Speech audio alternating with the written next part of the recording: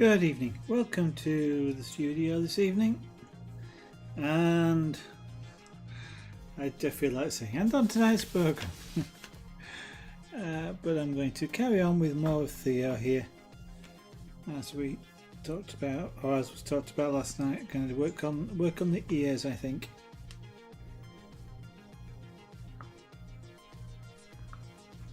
And I'm going to try and get through my coffee before it gets cold. So I'll make sure there's no bits of Theo actually on here, because two little tiny hairs, and if they come in contact with this pyrographic tool, it's not a pleasant smell. Right.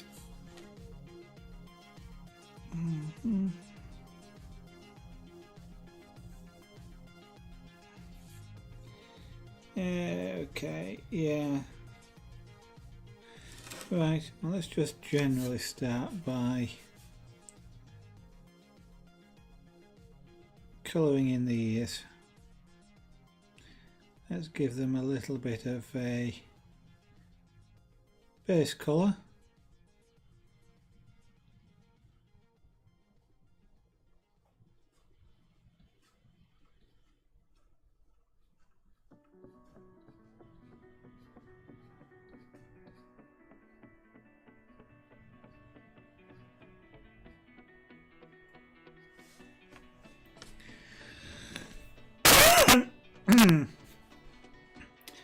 I must be feeling a little bit tired tonight because I don't feel like talking very much, but we shall see what we can do about that.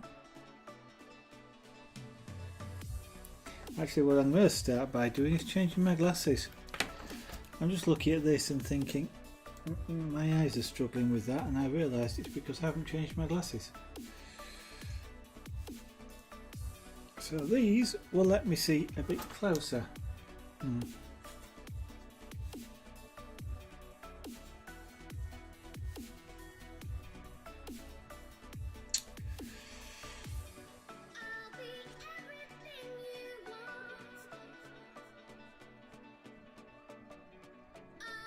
Do that a little bit more out of the way, I think.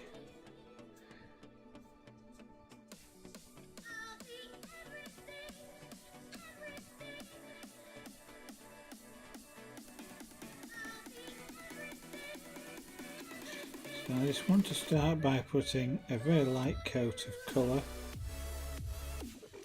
into the ear, and we can then build up shading on top of that afterwards.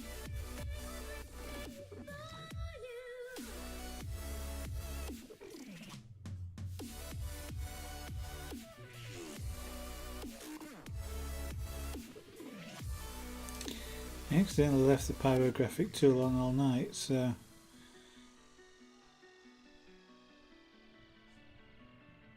I'm hoping I haven't done any damage to it. I don't think so. It's I'm not quite sure how to help you with that. well, I didn't ask you to, so don't bother. Thank you.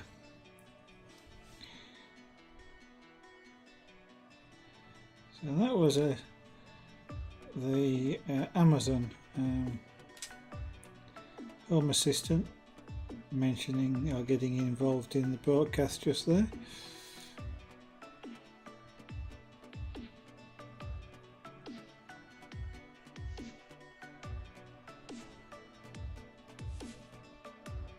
I have absolutely no idea how she managed to interpret what I said as her name, but anyway.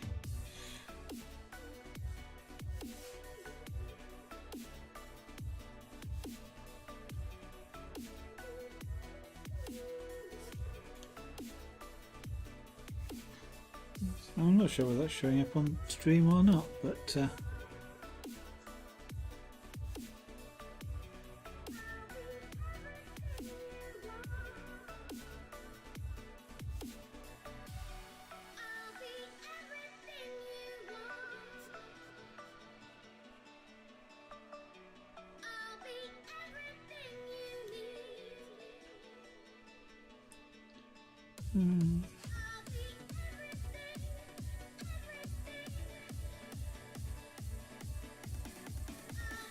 Okay, so I am seeing colour here.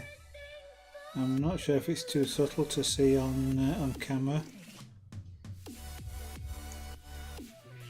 but I am getting a very light colouring here, which is what I was after.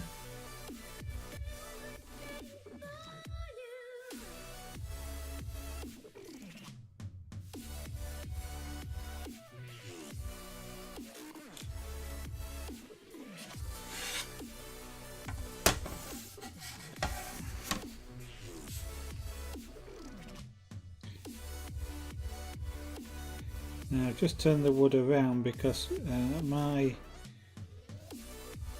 right to left skills in using this pen are not as good as my left to right ones.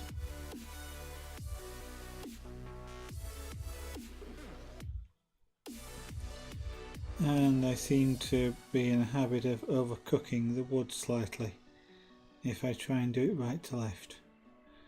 So although it's a little bit awkward to do curves reverse handed like this,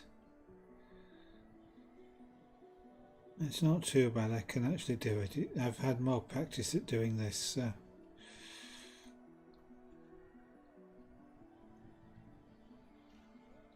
So whilst I'm doing this, I'm not doing a straight line, I'm doing a curved line.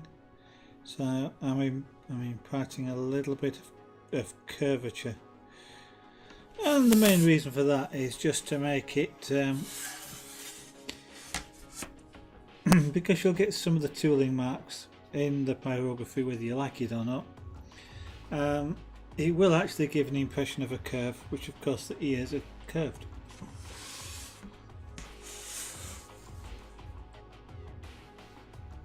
Now it's a lot harder to stop on a particular line than it is to start on a particular line, which is why when I want to do that edge, I didn't actually come and stop there. I can do it, you know, it's a thing that you have to practice at, but it's a lot easier to start from a particular line. So that was another reason for turning the piece of wood around.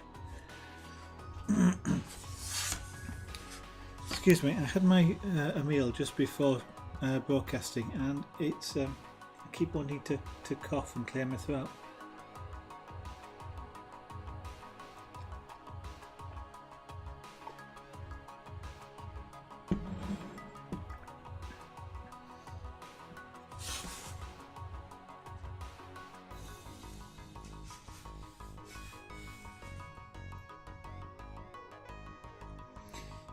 Okay, so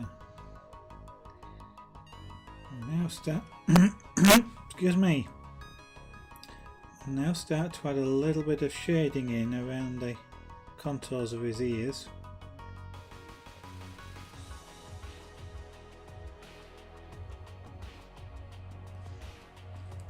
So there's like odd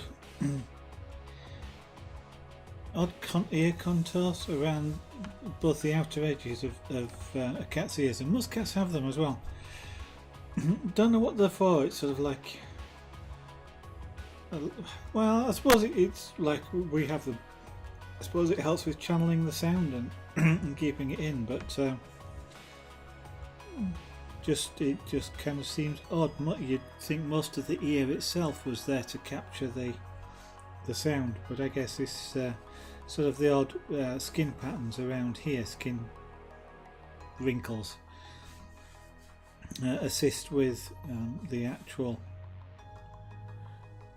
direction of sound into the inner ear itself.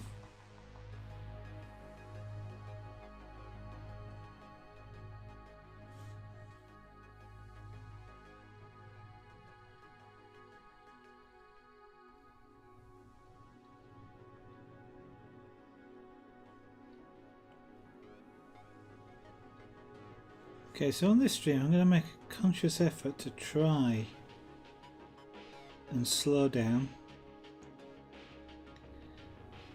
and get, I won't necessarily say things done on the first pass, but to at least cut down the number of strokes of the pen in order to actually get colour onto the board.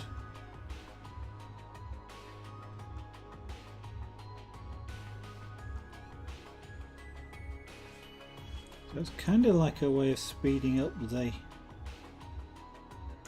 pyrography by putting more colour down at the same time.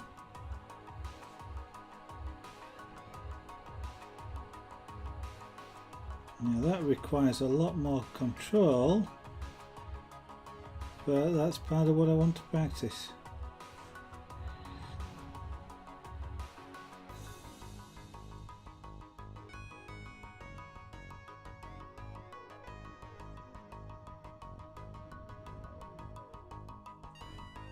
And ow.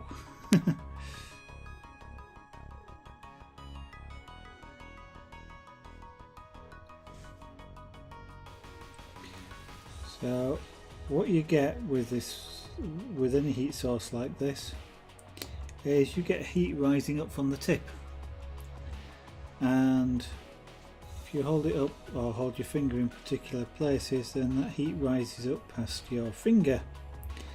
That heat starts at several hundred degrees, like 200 and odd, 250, something like that. It doesn't cool down much by the time it gets to your finger.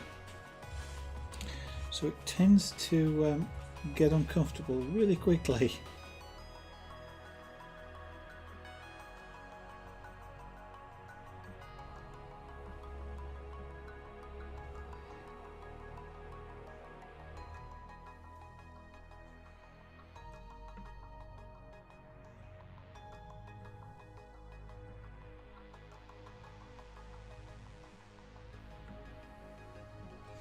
I don't quite know what it is about pyrography that makes me actually want to be silent whilst I'm doing it, which of course isn't fantastically good for streamers or streaming.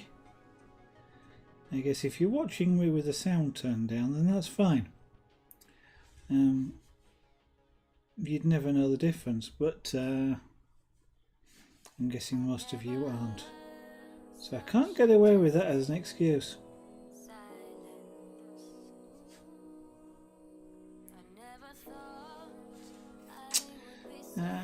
Okay, so now the awkward thing kind of here is going to be to get enough colour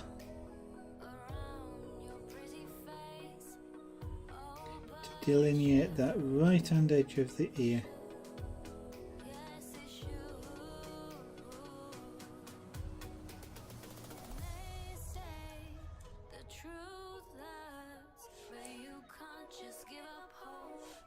Now, one of the things I can't do is I can't apply a rim light.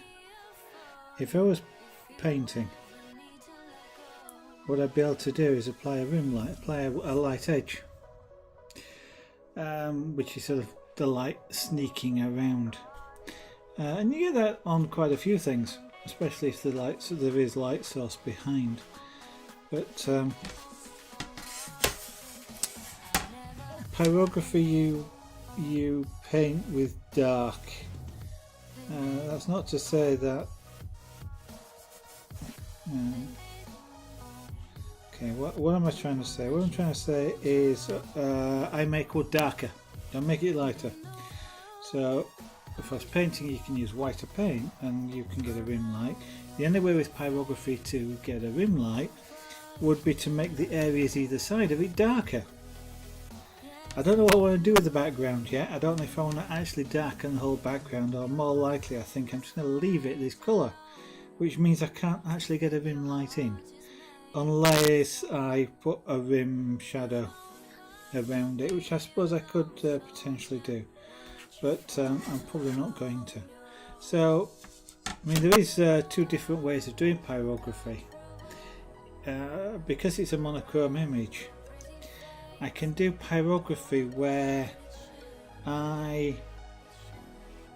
the darker the pyrography, the darker the image, and I can also reverse that where the darker the pyrography is, the lighter the image.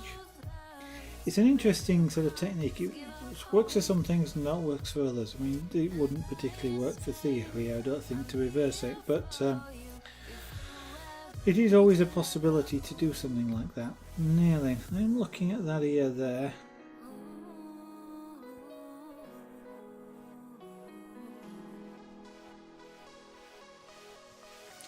I probably want a bit more subtle colouring.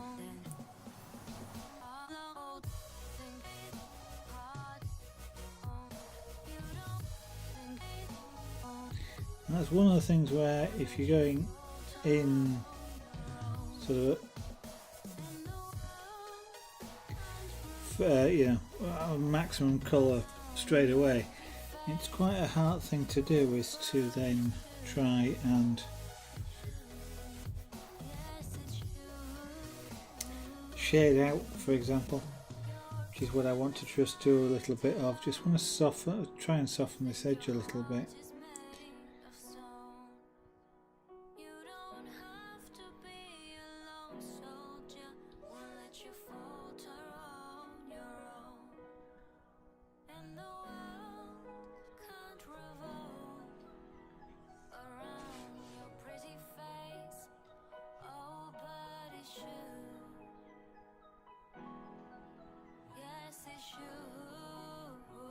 Now, one of the things you can do with a tool like this is I can rock it backwards, and by rocking it backwards I get the back end, the heel, is the area which then does most of the heating, but because the front is close to the wood, it applies a smaller amount of heat, and you can actually build up shading in that way.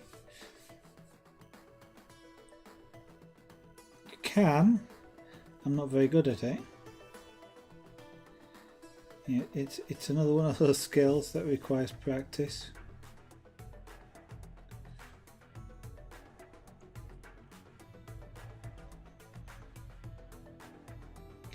Now what I've got here at the moment is some of a sharp edge there, which I want to lose the sharp edge.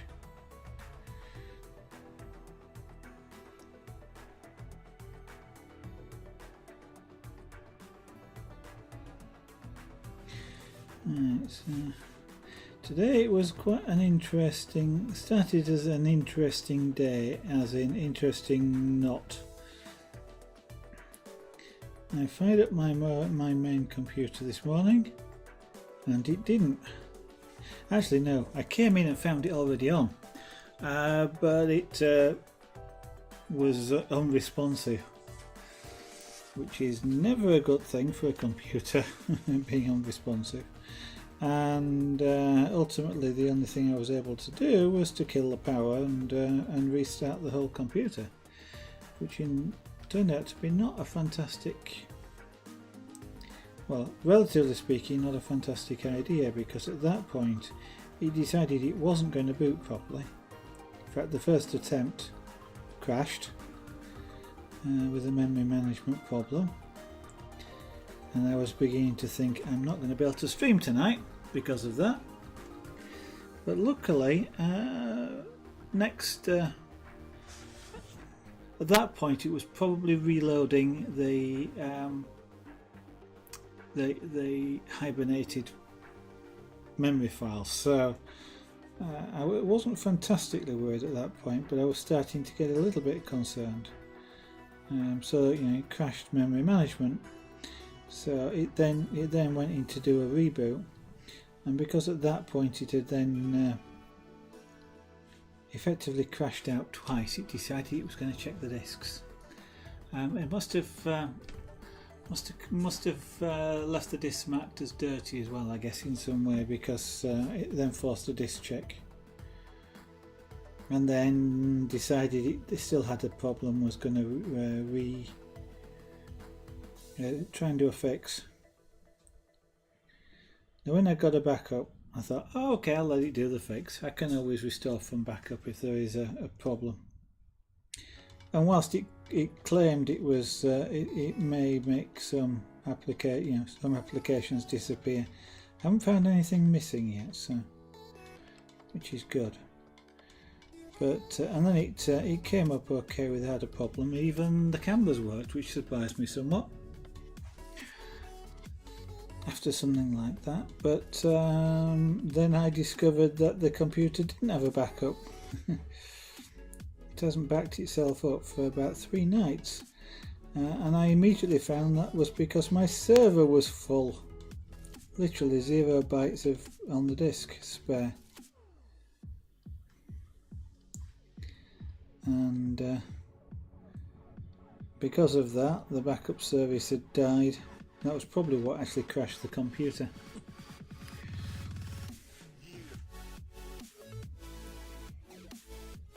And caused it to go down. So I had to spend a few hours this morning rectifying that, and that in itself was fun. I operate my servers operate as virtual machines, so you could say I've got my own little cloud, but they operate as virtual machines. And this is a Windows server operating as on a virtual machine, and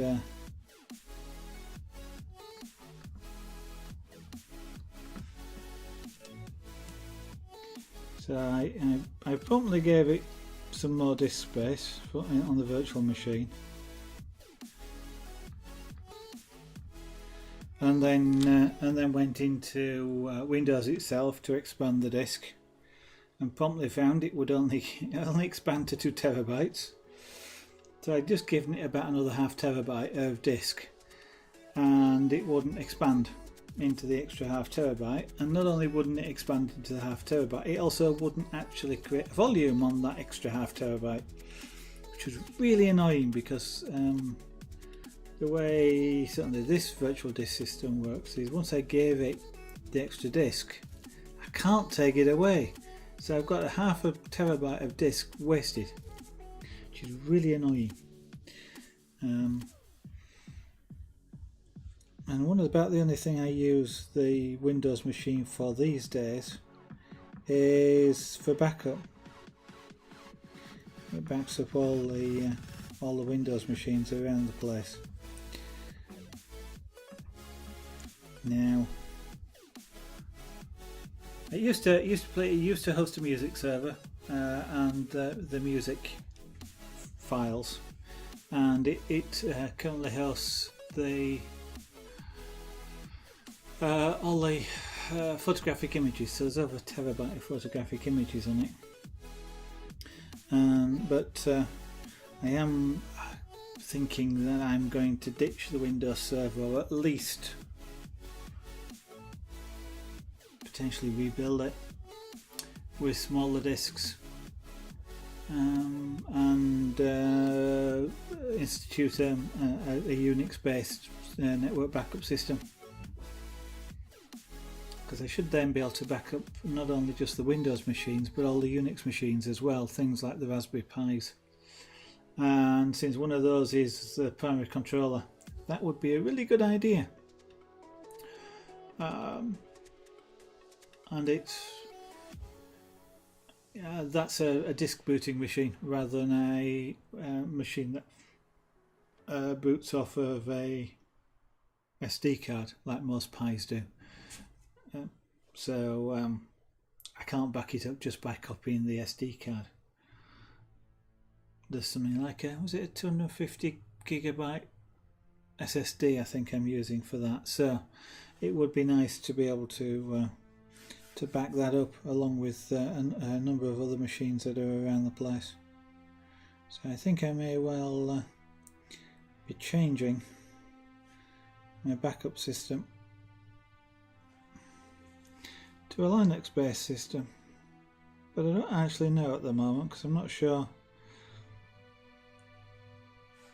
I'm going to have to look into what might be a good one to use, and then the problem is actually how to implement it, because whether I can actually run 2 backups simultaneously, and the problem of doing that is probably going to be the fact that the host for the virtual system only has 3 terabytes of disk, and that probably will mean involve me buying another disk and adding a 4th terabyte, a couple of terabytes in there, in order to be able to run the backups systems, to test a good one, in order then not to have the Windows one. But then if I've got an extra 2 terabytes, it's kind of like I could just add another disk into the Windows system. So I don't know. I am sort of playing about with things at the moment. Playing about with things in my mind at the moment as to what might be a good idea to do in terms of backup.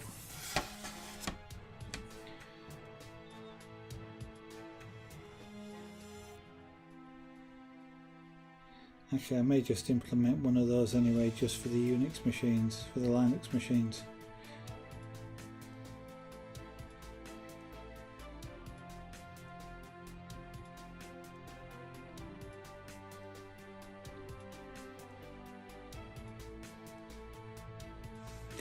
The things I have been thinking about doing as well is, since I've got a PC over there that runs 24/7 as a system server, I kind of want to make maximum use of it, but I'm also thinking it would be a good idea maybe to have a second one, because with the virtual machines, if I run two of the host servers, one of the things I can do is I can have those two work as a cluster, and then if one of them dies, what happens is when I set it up properly, the machines all migrate to the working system, and I'll get a small blip, but I won't actually lose service, which will be quite useful.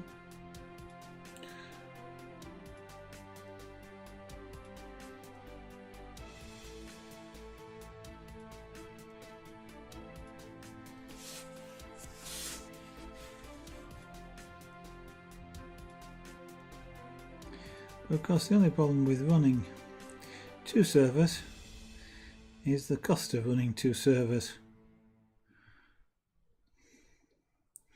Because they're running 24 hours a day, they consume quite a bit of electricity.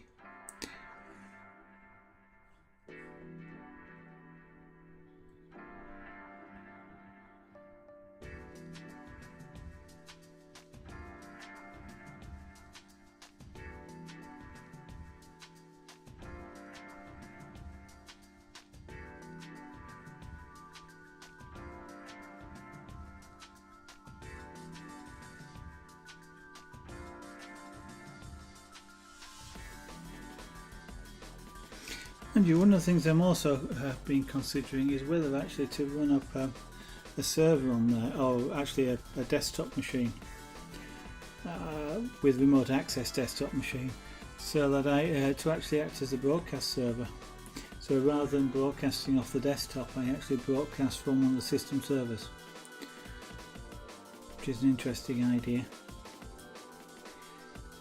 And one of the nice things, I suppose you can do it with Windows as well, but you can do things like run the NFS partitions then. So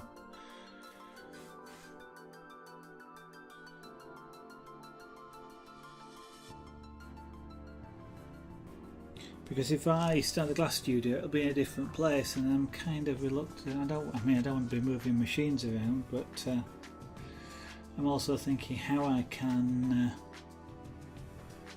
do the broadcast. I mean, remote control is relatively easy. I can do that over IP. I could even copy, use a Stream Deck and use an application to copy the USB communications between the 2 machines. And whilst I probably wouldn't do it for the cameras, what I am considering looking at is Raspberry Pis as cameras, because they'll do a 1080p 30 FPS video stream, and I can stream that to a server, so I can actually run the cameras over the network, so I don't actually need the computer anywhere near where I'm working. And since I don't normally do things like broadcast a computer screen, I don't even need a capture card from that point of view. So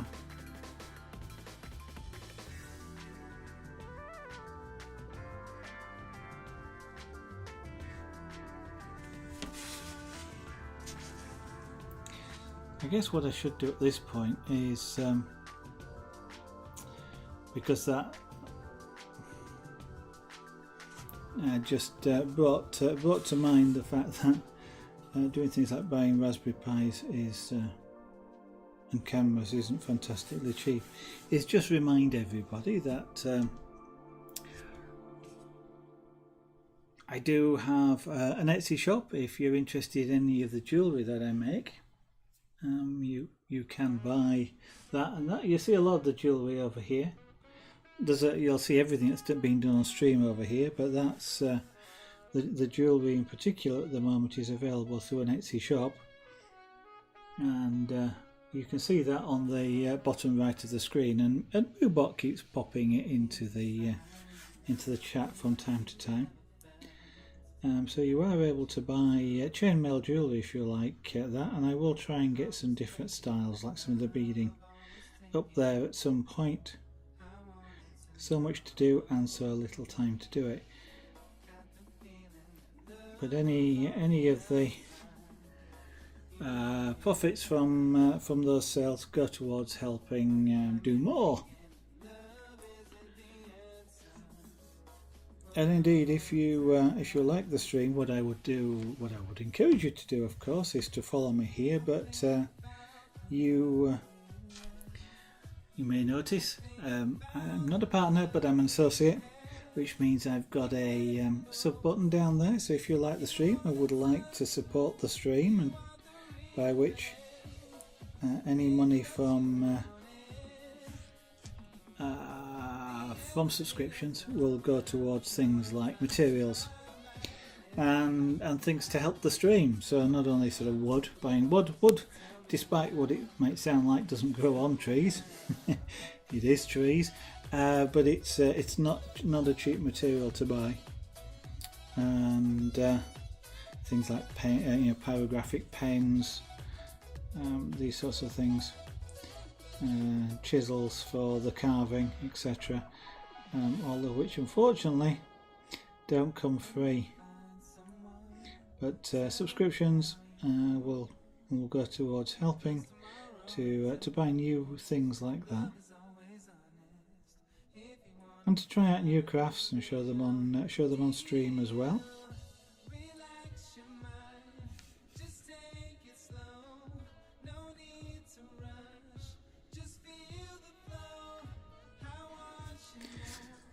So if you're watching and you've got a free Prime subscription sat there waiting to use on somebody, feel free to use it on this channel if you really like.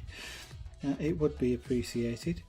And you don't have to, of course, but it would be appreciated if you like what you see.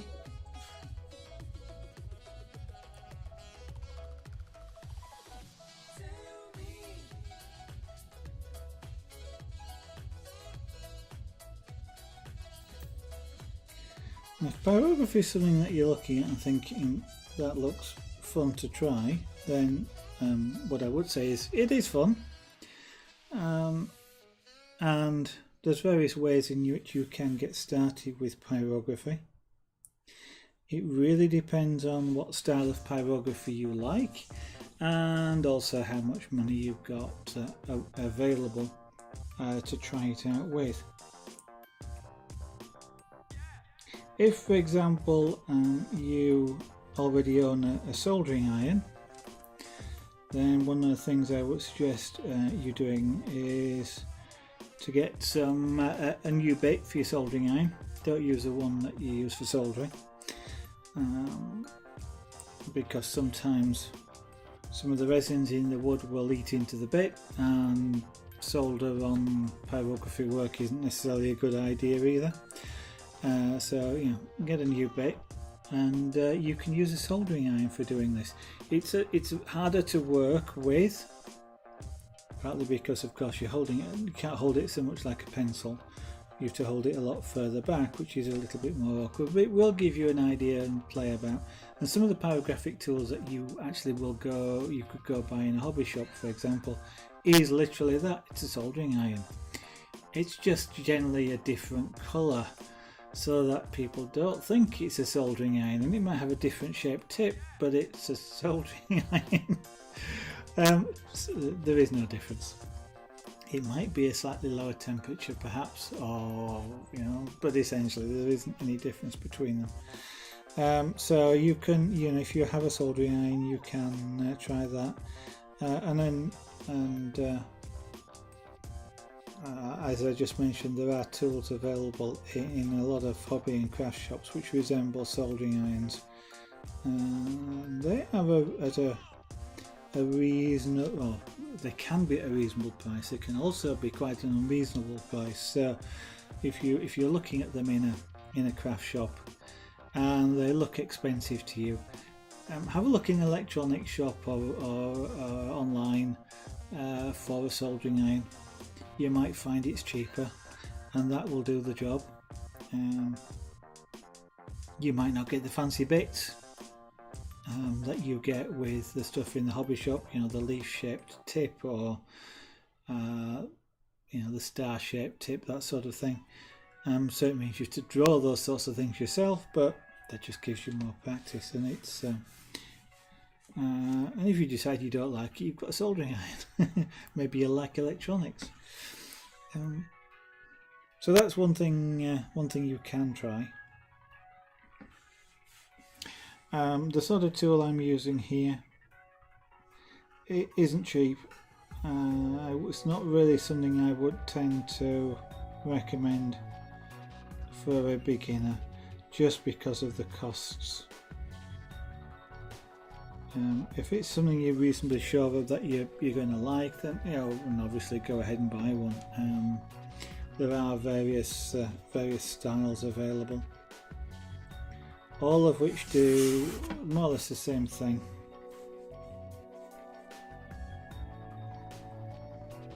They just I won't even say they do it in different ways, because they sort of do it in the same way. But what you get is you get different facilities and capabilities.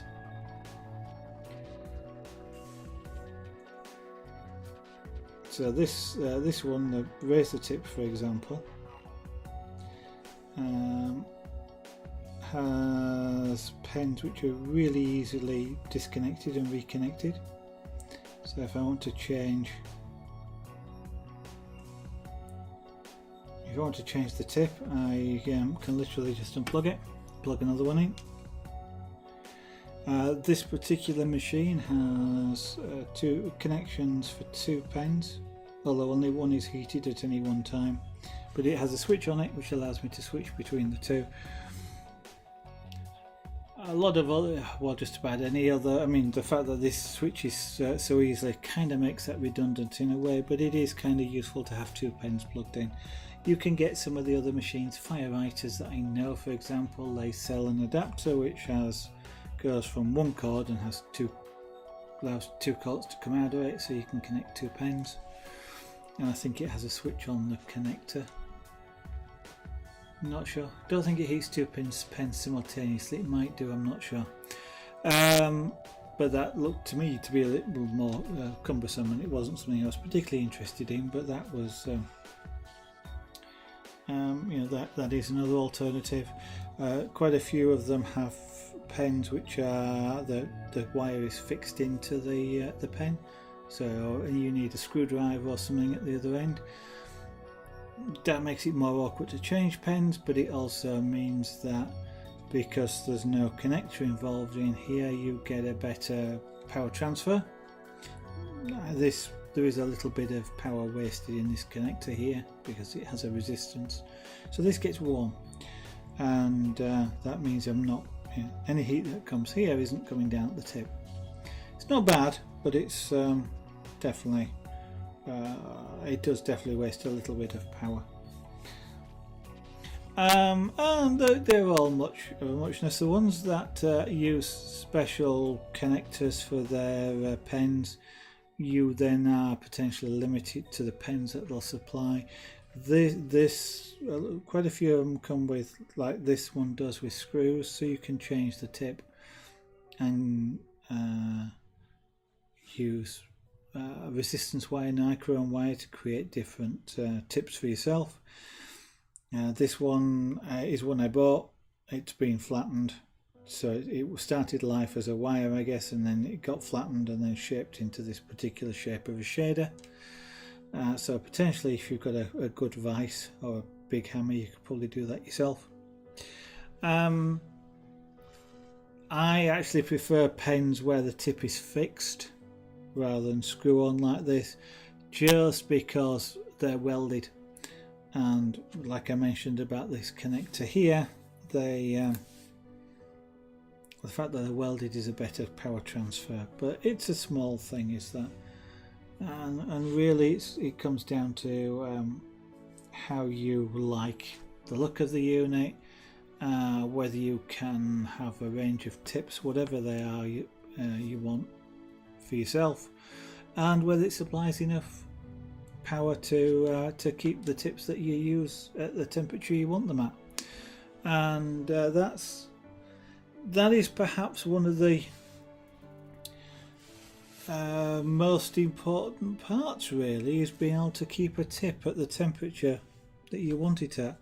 And one of the issues, you can see I'm not working with this tip at the moment. I'm waving it about in the air, and it's heating up, which means that when I put this down on the wood, if I'm not careful, I get a darker mark than I intended, which is not necessarily a good thing. As I'm working with this, the tip actually cools down as the heat transfers into the wood, which means that the amount of cooking, how brown the wood goes, slows down or gets lighter as I continue to use it. And then the machine kicks in and starts supplying more power to try and keep the tip hot. But it has this range over which it operates. Some machines are better than others. They have a closer temperature range. I think one of the ideal things would be to have and I don't know any machine that does this, but would be to have a pen which somehow monitored the temperature of the tip and kept that constant. At the moment it's using just purely the resistance of the wire, which limits the temperature it gets to.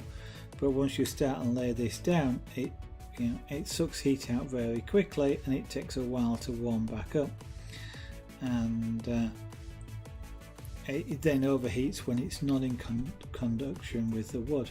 And so it would be nice to have one that was a lot more tightly controlled, but I don't know any machine that does that.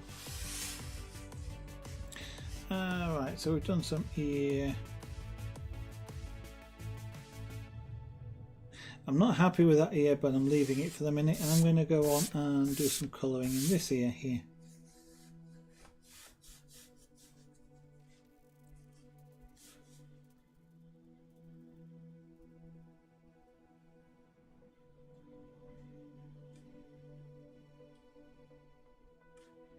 Now what I'm doing here is using just the edge,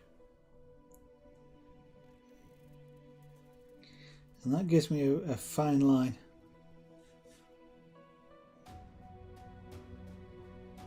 If I want it a nice sharp fine edge.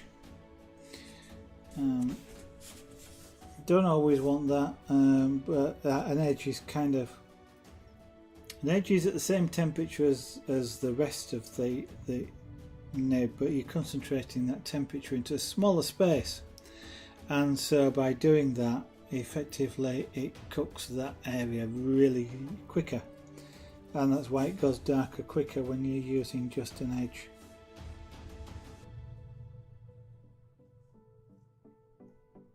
But if you do start using the edges, you've got to have more control and be fairly quick about it. As you can see, I'm trying there to work quite quickly, because I know the wood cooks, so I am sort of moving the pen fairly quickly.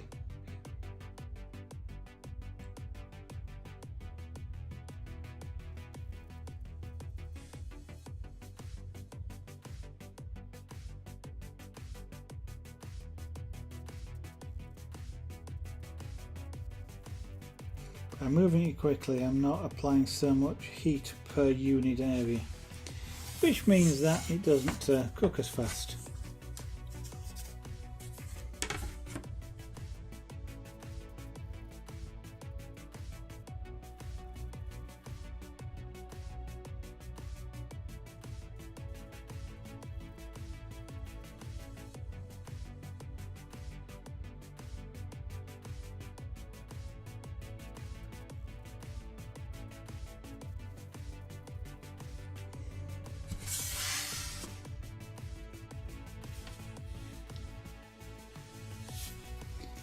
And now I want to do is there, because what I want to, there's a highlight around here that I want to have included.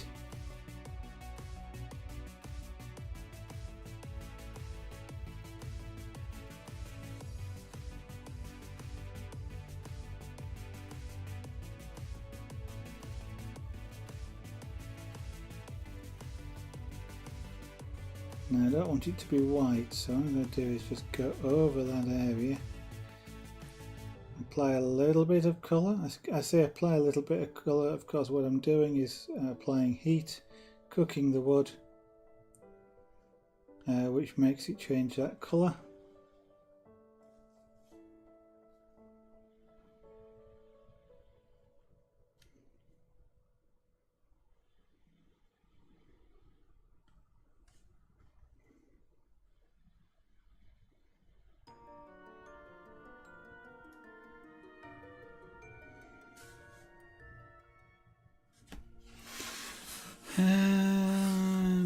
Yeah, so we're going to come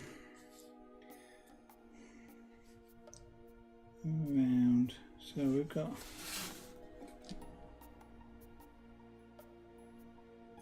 that's a bit of a mistake, but never mind.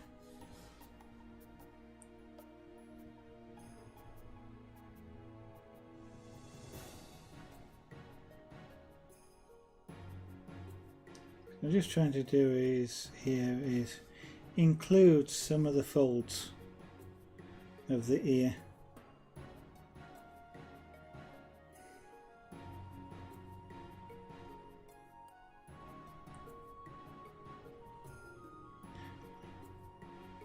Which could be better.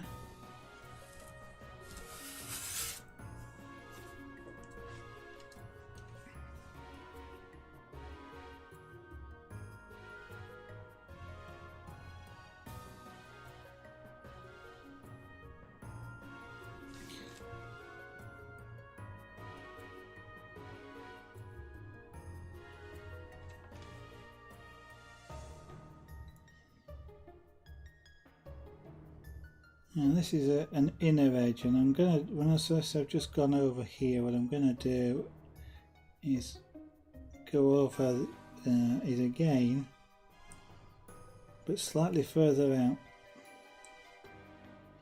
And what I'll do is create a coloured highlight by doing that.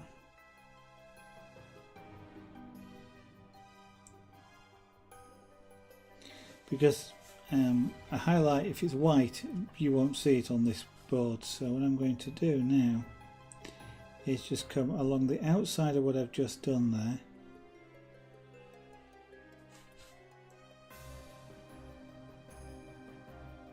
and apply this. I keep saying apply, but apply a little less heat, so I get a slight colouring effect, but it will be lighter than the line that I just laid down.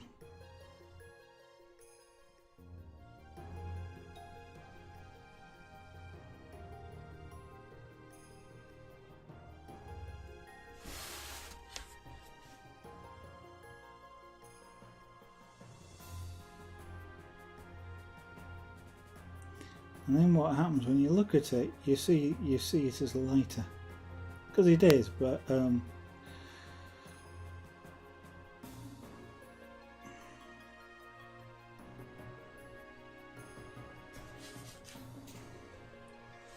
so it sort of just adds that little bit of dimension, so we start to see delineate the inner part of the ear.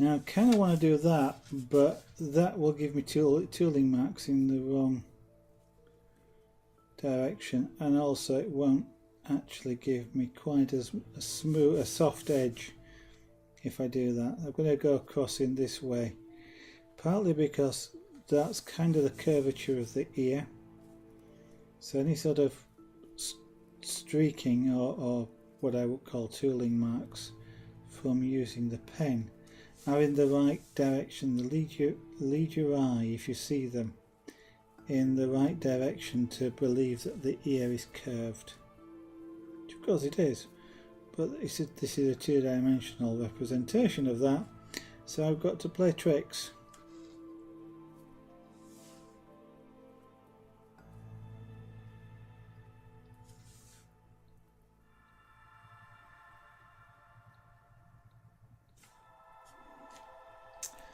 Right, what time is it now? 8:30. Let me just take a look at something. You're not supposed to be doing that.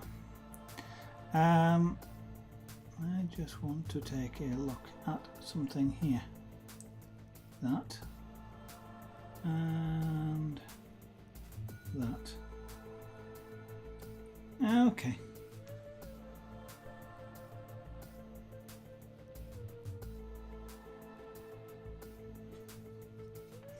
So there is some white hair in here, but what I might do is I'm not going to make any attempt to do white hair. White hair would be leaving wood uncoloured.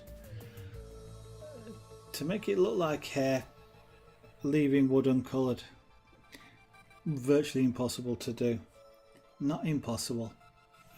Perhaps virtually impossible for me to do. The way in which I will tackle that, if I choose to do the white hair, is I'll actually colour it and then scrape off afterwards. Ideally I'd use something like a small wire brush if I had one, which I'm not sure whether I do or not, just because you get lots of bristles and it creates lots of scratches. But you can actually do the same thing with a scalpel, and literally I would scratch some of the surface. But scratching can only be done really last thing, depending. It's sort of one of those sort of depending things. You can do it, and there are different impacts of doing it. If I was to scrape it at this point, it might work, because scraping it changes the surface texture. When you apply pyrography, it becomes more visible. That's what's happened. That actually might be something, but what I really want to be doing is practicing that on something else first, not on a production picture. So I'd want to be practicing that on a piece of scrap board somewhere, and I don't have one, so will not be doing it for the moment. So what I'm going to do now is colour the rest of the ear in.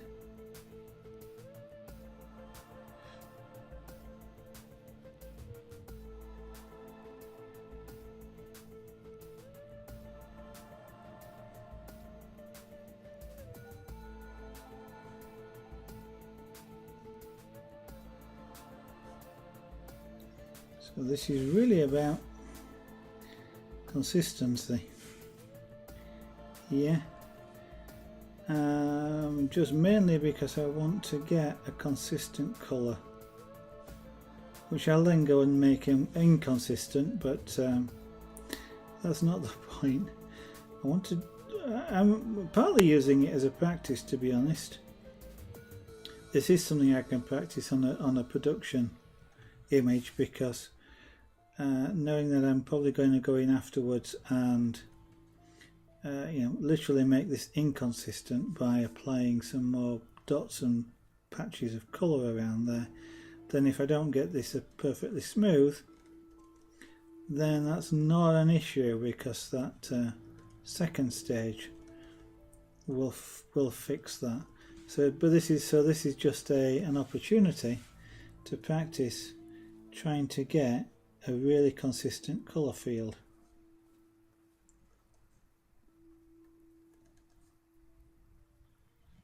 And this is one of the harder skills to learn.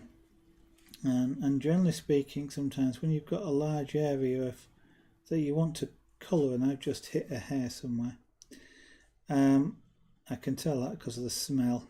Yeah, I can see it burning on the pen. So let's just see if I can clean that off. There we go. Often if you want large areas of a particular colour, let's say I was doing the side of a house, I tend to want it all to be the same-ish sort of colour shade, without sort of streaks in it.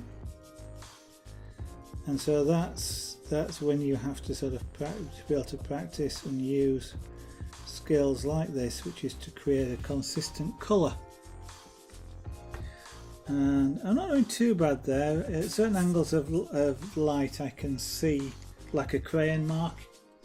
If you can't quite see it you might just be catching it there. I can't actually see with these glasses on, but I can see marks, because one of the things about using a hot pen like this is it also kind of irons the wood and makes it shiny. So if I do, by doing this for example, and holding this just where I am now, which I'd forgotten about, I can actually see where I've applied heat, because I can see the difference in the surface texture of the wood. Where I've applied heat, the surface texture is smooth, like it's been ironed, and is slightly more shiny.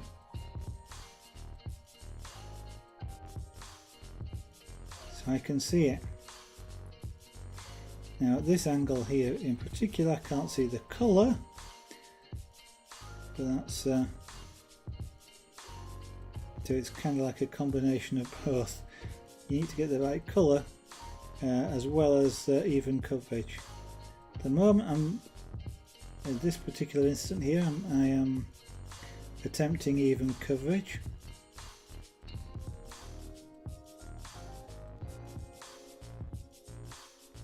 But I also should be aiming for an even colour as well.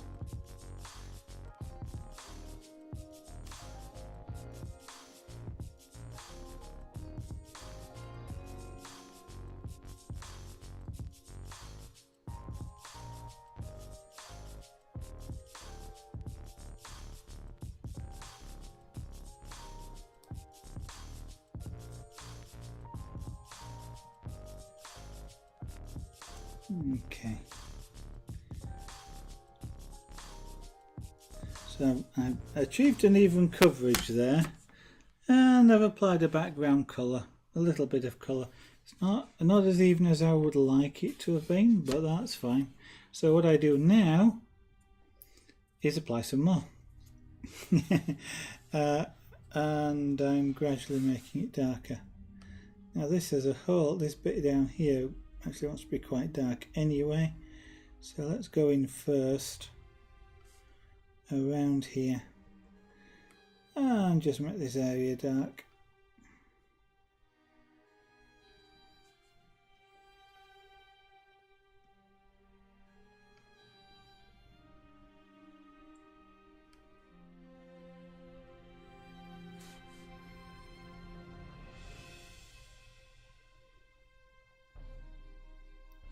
Yeah, that's not bad.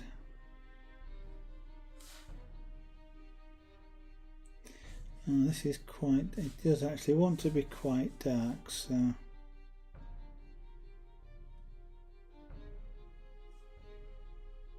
maybe not initially that dark, thank you very much, but by making sure I've got a good contact there with the wood, you can see it went dark really quickly.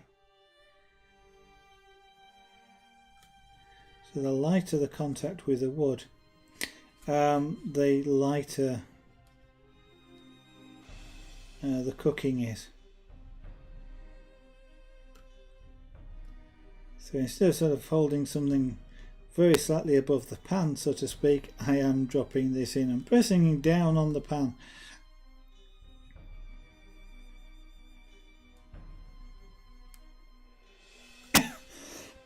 Excuse me.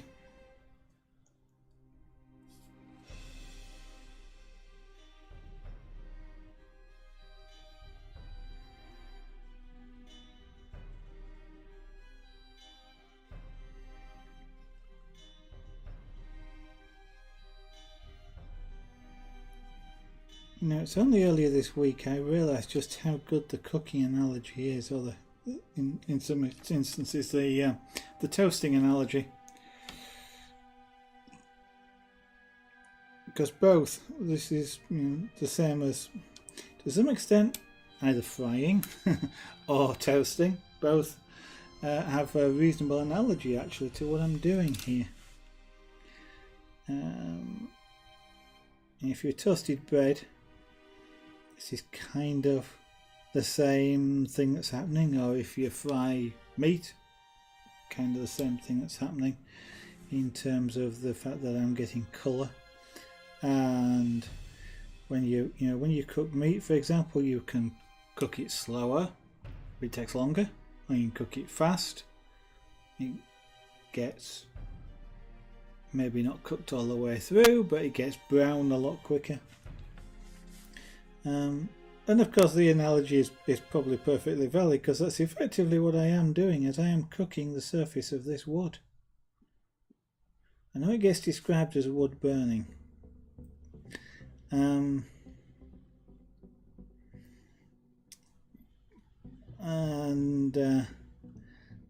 It's not really what's happening. Burning is oxidization. Am I oxidizing the wood? Possibly, but I'm actually doing something closer to cooking it than I am to burning it. Because burning implies a rapid oxidization as opposed to a slow process, which is what this is.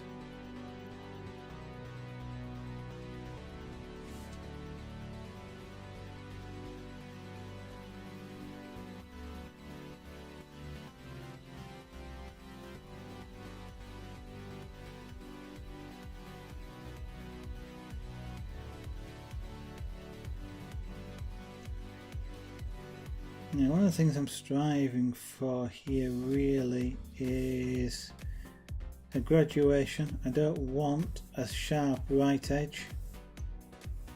Got a sharp left edge partly because that's the way the ear folds, but I don't want a sharp right edge. I kind of want it to just taper off into the shadow.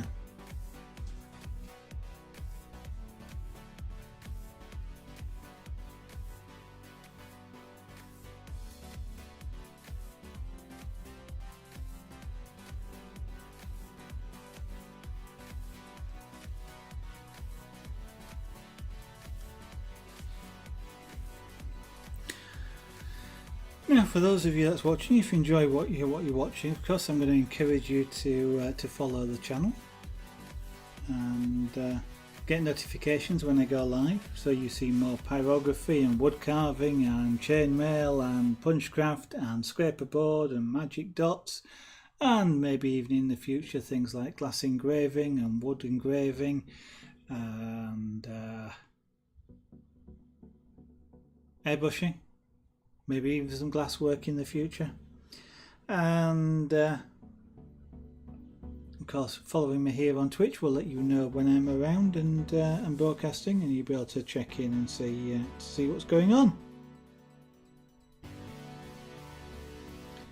And hopefully, if you're at all interested in doing any of those crafts for yourself, then at least you'll get an idea what it takes and what sort of tools that you need to do those sorts of things.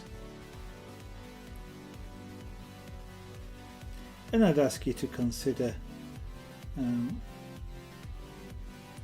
if you have the means to do so without any issue, and you like what I'm doing, I'd ask you to consider subscribing to the channel. Nothing mandatory, of course, and you're quite welcome not to do so.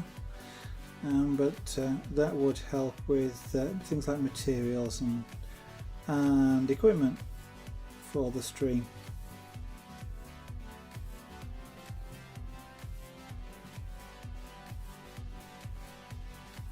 or if you like to see the odd bits on screen, there is a cup up there on the top right, hidden away. I suppose I actually ought to put that somewhere else on the screen and make it a little bit more dramatic when things happen. So it reminds me, but not now.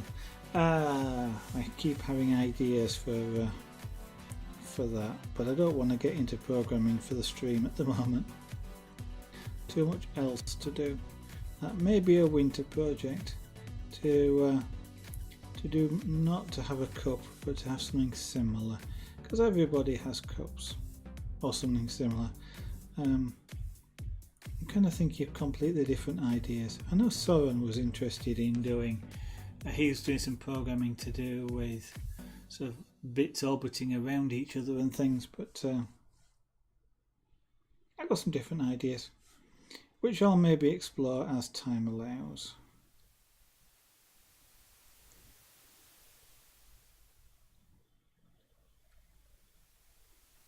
If you'd like to see any of the old broadcasts, because I'm only an associate, I don't get any extra storage for videos. We only get the 2 weeks. So if you want to see any of the old videos, keep an eye out, or even if you'd like to subscribe to me on YouTube, youtube.com/sarahganart.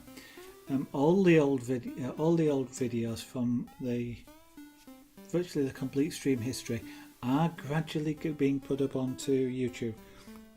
I've only just started doing it, and there's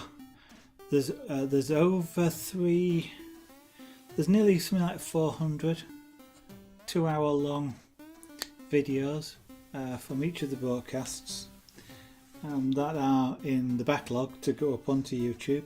They have to be cut down to about half an hour long videos and rendered and uploaded, so it takes a while.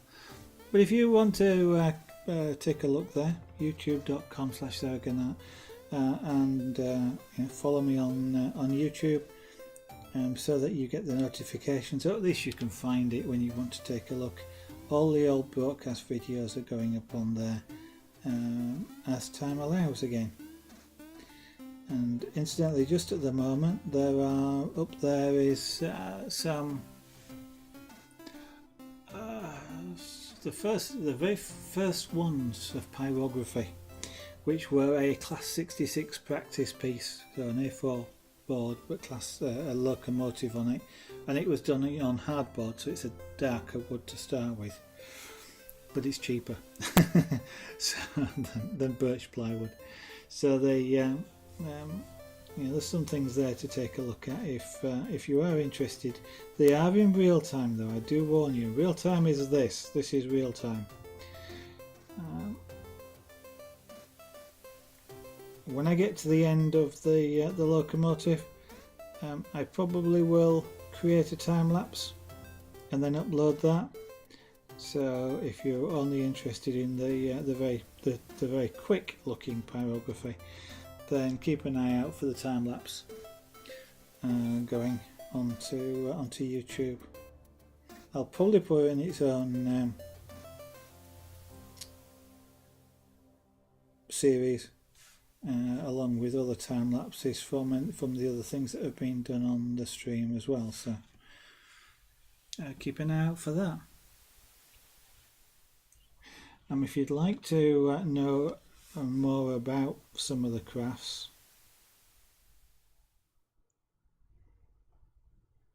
from me, that is, because of course you can always look them up on YouTube or on the web.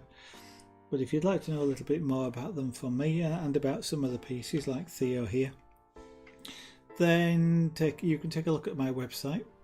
Again, at the bottom, it's the big letters down there, you can't miss it, sarahganart.com.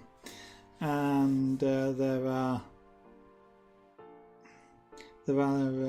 some areas on there about the pyrography, the jewellery making, the wood carving. Can't remember, to be honest, what's on there.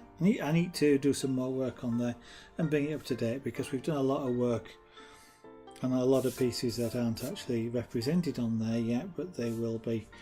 And I also need to bring the shop up to date on there as well. Yeah, lots to do. And since I'm telling you about all the sites, of course there's Twitter. Useful one to follow me on if you want to know when I'm going live, because I tweet. So if you're not don't happen to have a computer on, so that you don't get the actual Twitch notifications, then of course you will get the tweets when I go live. And there is Facebook as well in there as well. Yes, they're all in there.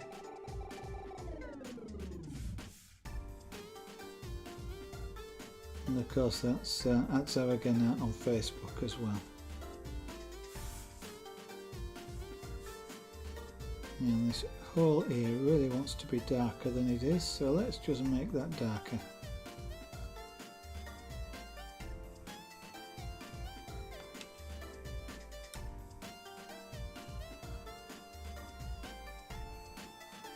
To some extent, well, I was about to say what I should perhaps do is get out a larger shader.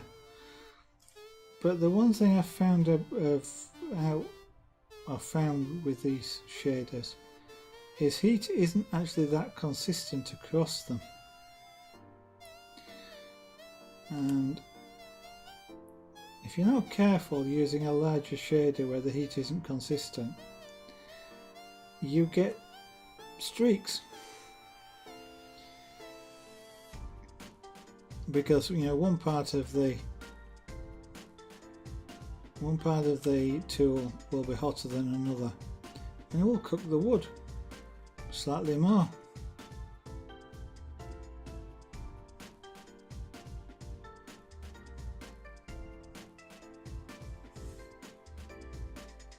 And so it's not always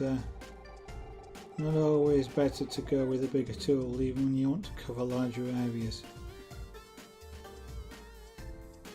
Of course, that may be partly down to my machine here supplying enough power, I don't know. Or maybe I don't have it turned up enough.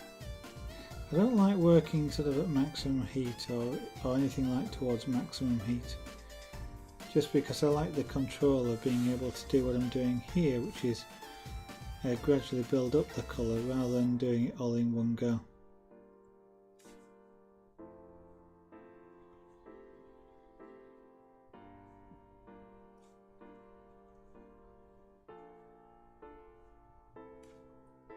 It's actually interesting that my favourite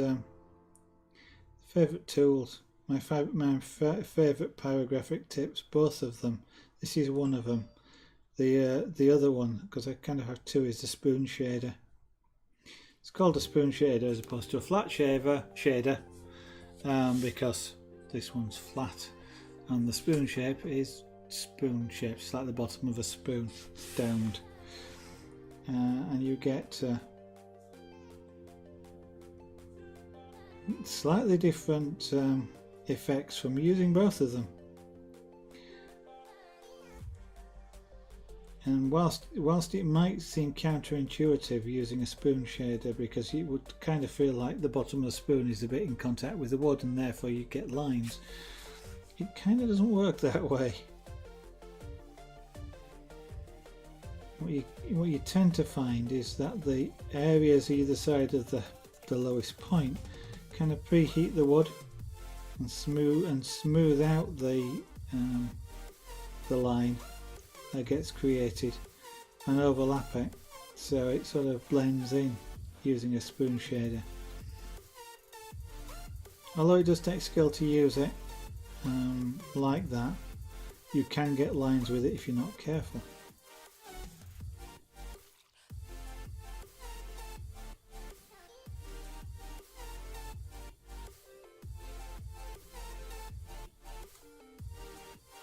I'm almost eating this camera here.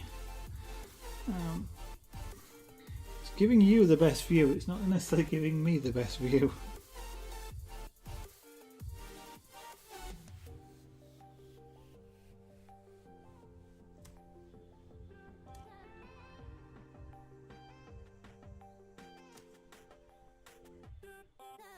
Now I'm concentrating a little bit on this because I am trying to, as I mentioned earlier, trying to get these lines to actually to overlap each other 50%, and I'm building up colour in sort of 2 passes.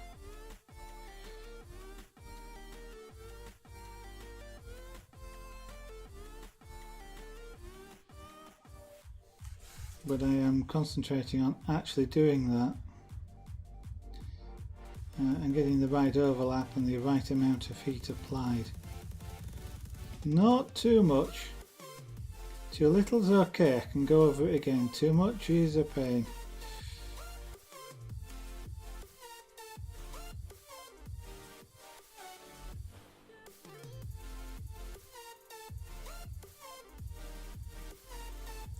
Because the more I do of this, the quicker things like this become to do, because you know what you're doing, you learn the tool, you learn the wood, and you can go through things a lot quicker.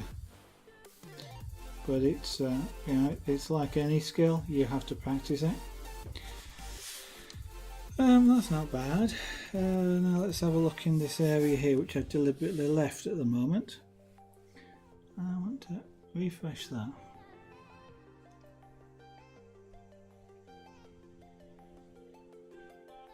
No, okay.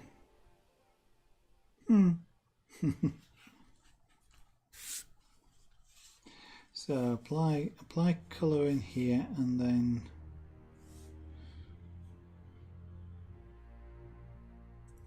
we'll highlight things by darkening things around them. Okay, so I want a light area of colour.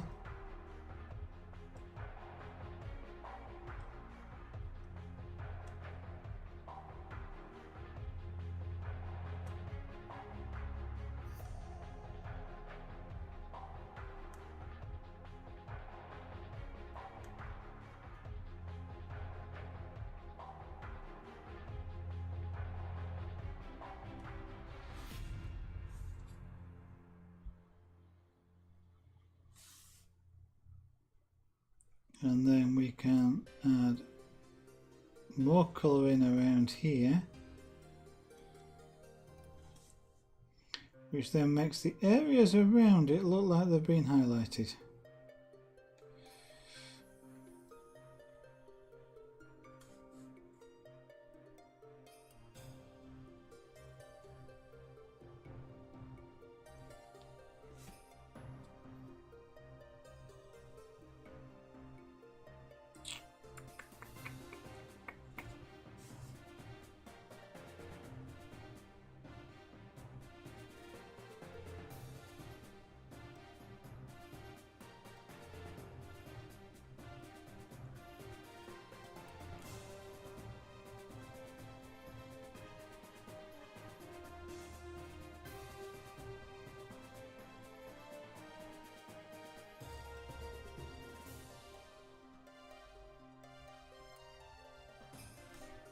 Now I want a slightly fluffy edge here.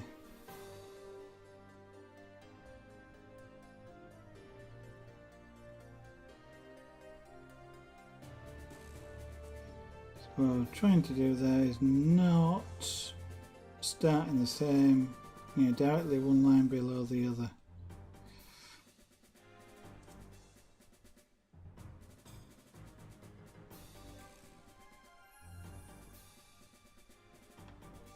So now just going back over that edge.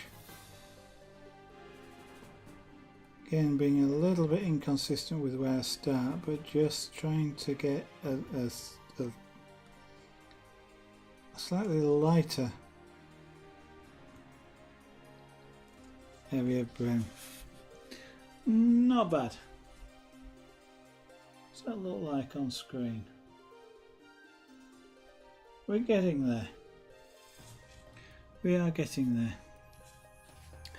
But having said that,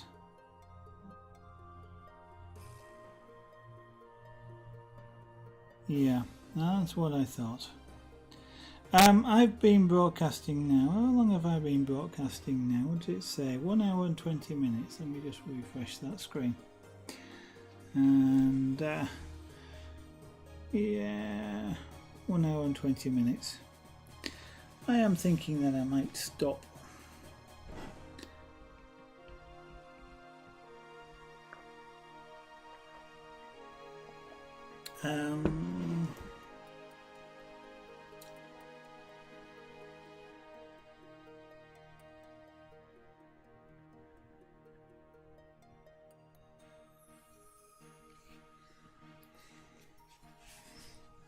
He says and then carries on.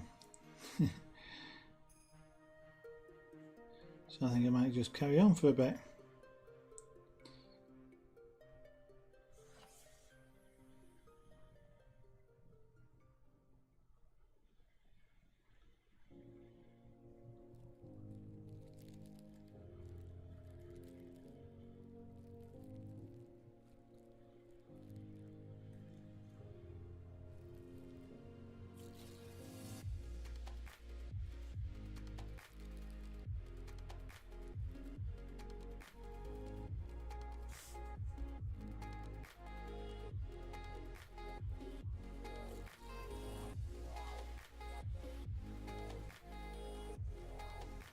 I'm not talking very much tonight. I don't know if it's the pyrography.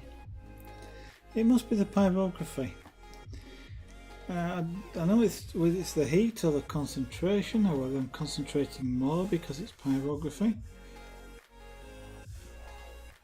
I don't know. I don't seem to. Whenever I'm doing pyrography, I never seem to want to talk much.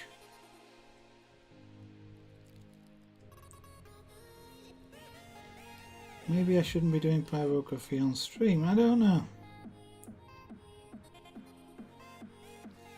Or maybe I should be doing the style of pyrography where I don't actually need to concentrate quite so much.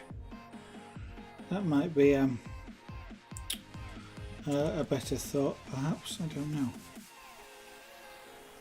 Maybe one I will come back to at some point and think.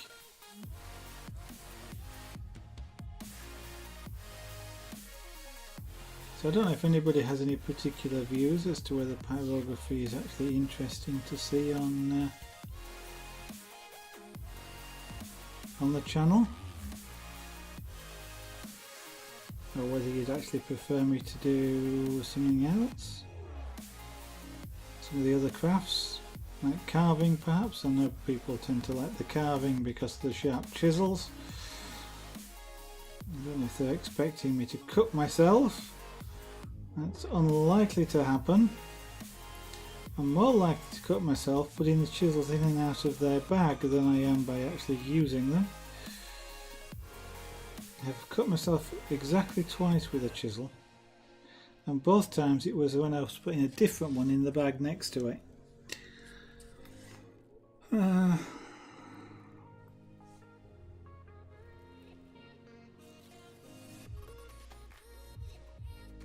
What I think I will have to do at some point is put some white hairs coming up, because of highlighted anyway, but coming up over the dark area of the ear there.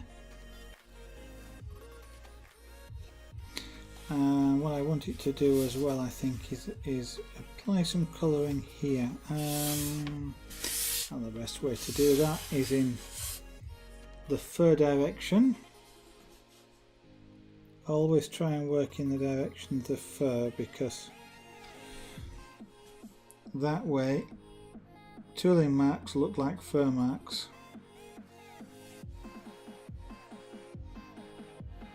So if you see like a streak or something like that, a brown streak from the heat transfer, it's actually in the direction of the fur, and it looks natural as opposed to being across the fur direction, and then it sort of stands out and looks really weird.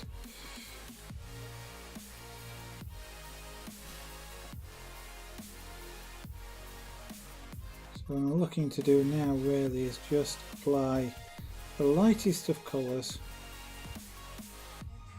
around here.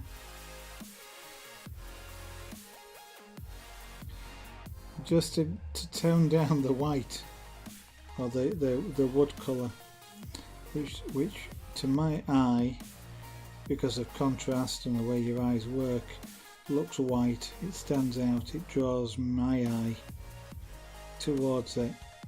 and away from other elements of the image, which means that when I'm trying to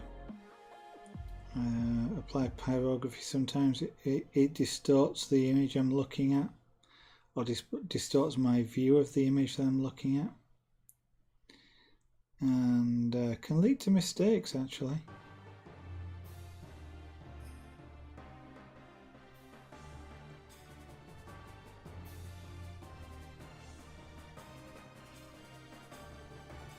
And of course, on a ginger pussycat there's very few areas which are white. Reflections are mainly about the only ones that are white.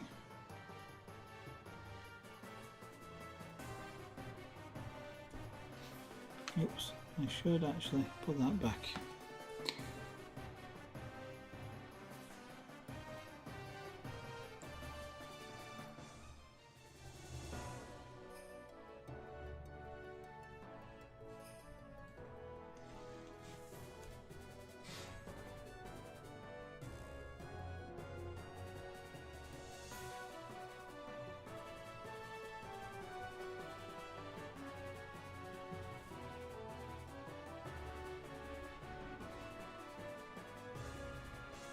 So this is really a colouring exercise, a bit like colouring in the colouring book.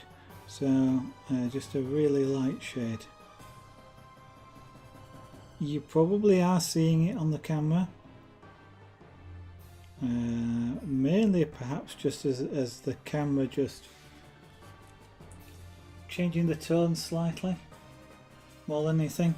I expect actually, as you're seeing it, for actually to change the shape of what you're looking at.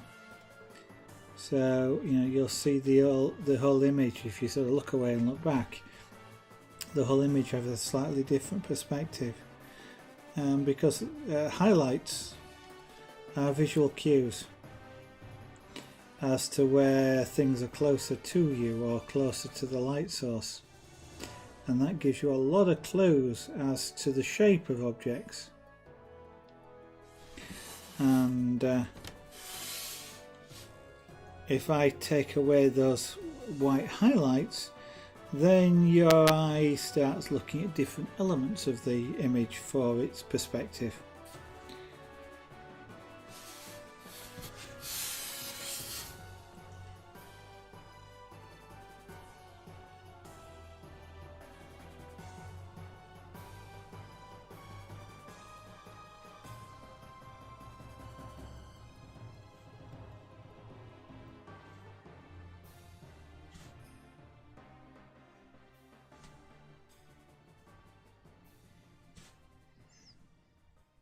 Now, it's not something that's unique to people watching on stream, of course. That's I see exactly the same thing, which is one reason for me wanting to fill them in. Now that I've got enough of the image in place, and I know roughly where most of the things like markings are going to go, then I don't have so much of a problem.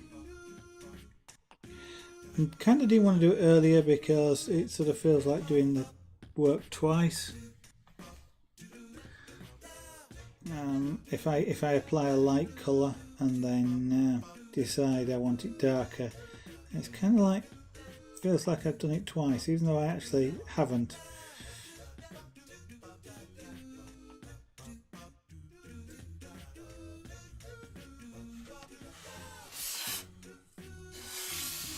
And of course then there may be some areas that you do actually want to leave light, like here sort of.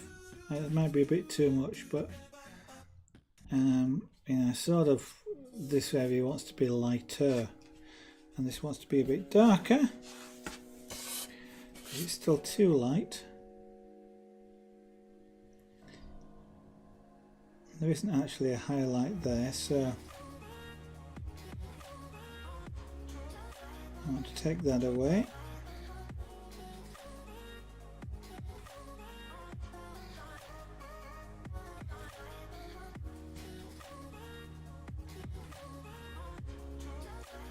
And I do that just by going over again. I can repeatedly cook the wood.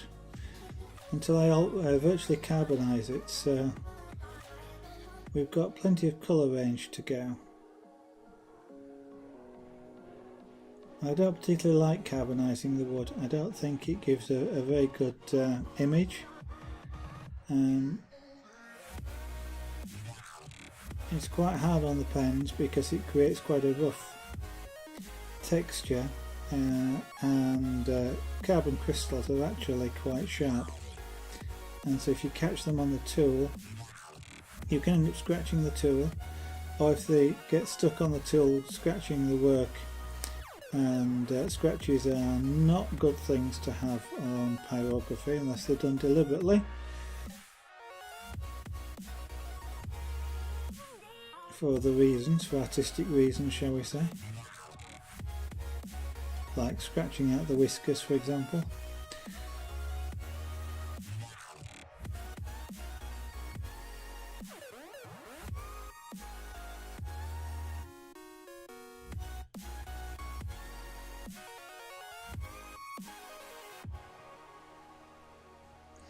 One interesting thing about as you do pyrography and you look at it as you're working is actually the different colours.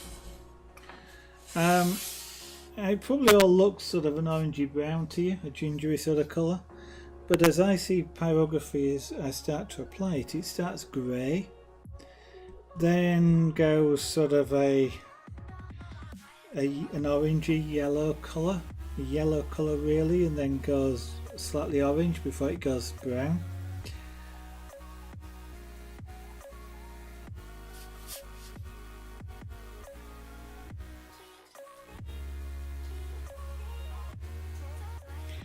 Yeah, that's not bad.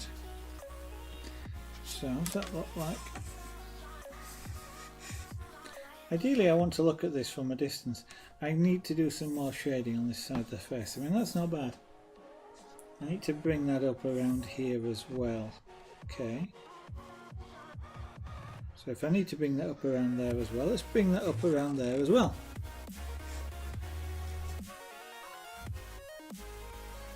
Yeah, it's doing well.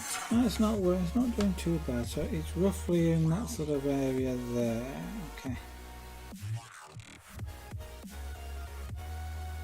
So I really want to do this quite slowly, subtle colour changes.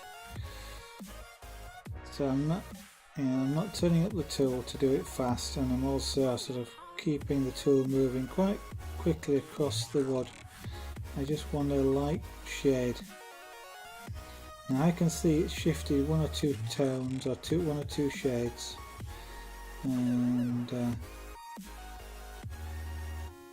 gotta remember the line that I'm working to, which I nearly forgot.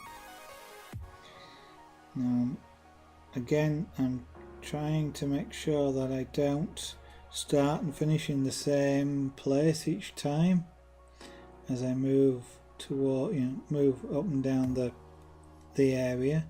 I don't want a hard edge, even though it's a shadow.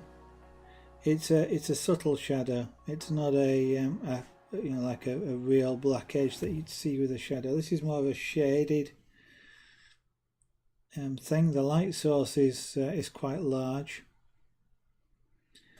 being a few windows, and therefore because it's not a point source, you don't see sharp shadows or even sharp shading on something like a face, something like that. It's really quite subtle.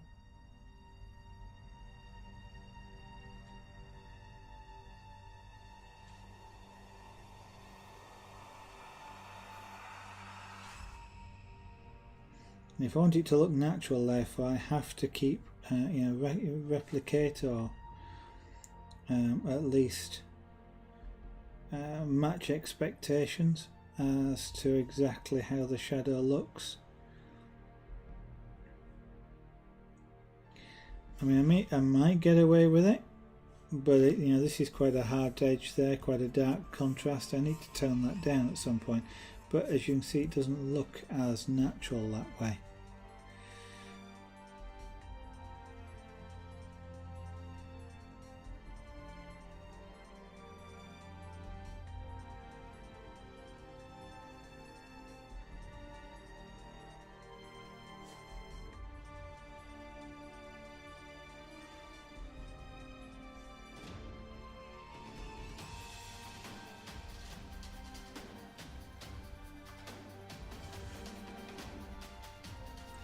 So just gradually darkening this down. I can work on this area a little bit later on.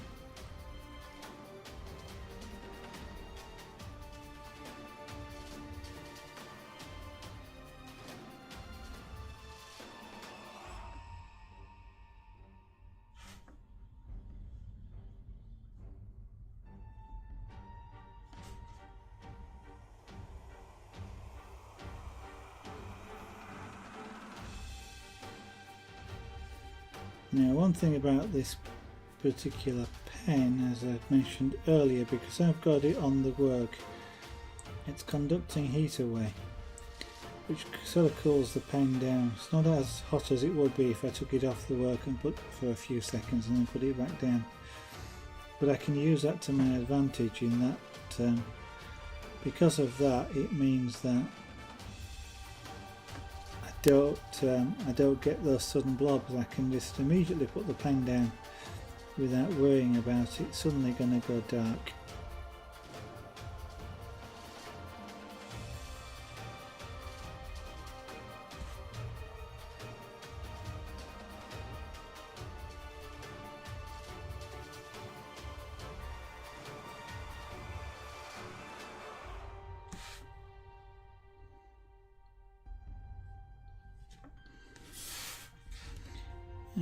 Let's continue it because I know where that shadow's going.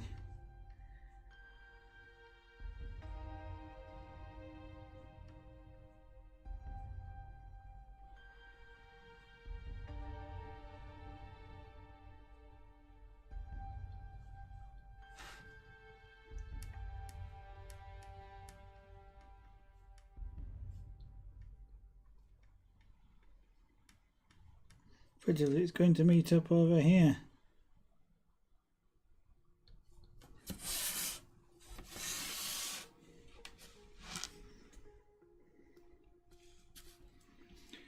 Still wants to be darker, but building it up in layers means I can see the shape and I can modify the shape. For example, it's a little bit of a rapid change here. I need to just smooth that out a little bit. Not a lot though, because it kind of does do that, come along and go backwards. So probably this back edge here wants to be a bit darker as well.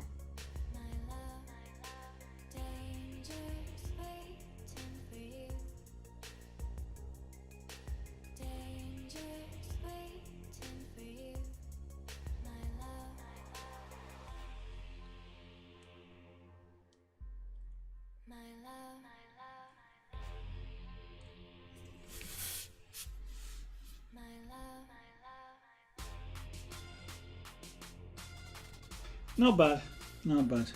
But I think that's about it for tonight. I do.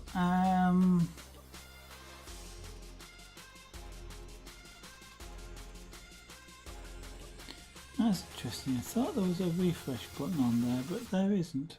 Okay.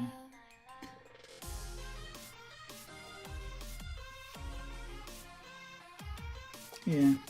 So I've been broadcasting now for 1 hour and 40 minutes, and I think actually that's it for tonight. I've done a fair bit there. Filled in the ears on both sides and removed some of the highlights here that aren't actually there. I've got a little bit more tweaking of colour across the whole of the forehead, down on the body, down here, although I may just leave that sort of like that. This needs tweaking, but we'll work on that. Anyway, what I'm going to do now is say thank you everybody for watching. I'm going to remind you that if you want to be notified when I go live again, you can follow me on Twitter at Zaragonart, or indeed here on Twitch. Follow button just below the stream window. I can't remember what it is now. And of course, as we're an associate, you can, if you would like to contribute to the channel, you're also welcome to subscribe to the channel, and proceeds will go towards helping to maintain the channel in terms of material and things like cameras and things like that. And if you would like to know a little bit more about Zaragan art, the pieces, etc., there's the website there, zaraganart.com, and Etsy is there if you would like to purchase some of the jewellery that you see built on and made on stream from time to time. And all of everything that you see in this window here has been done on stream. And that's mainly jewellery there, but punchcraft and scraper board and the other and carving is being done there as well. Anyway, thank you very much for watching. I hope I shall be streaming again tomorrow evening from somewhere between 7 and 8 PM UK time. That's British summer time at the moment. That's between 6 PM and 7 PM UTC, GMT, both the same-ish. I don't know what it is elsewhere in the world, but work it out from your own time zone. In the meantime, thank you. Bye bye. See you later.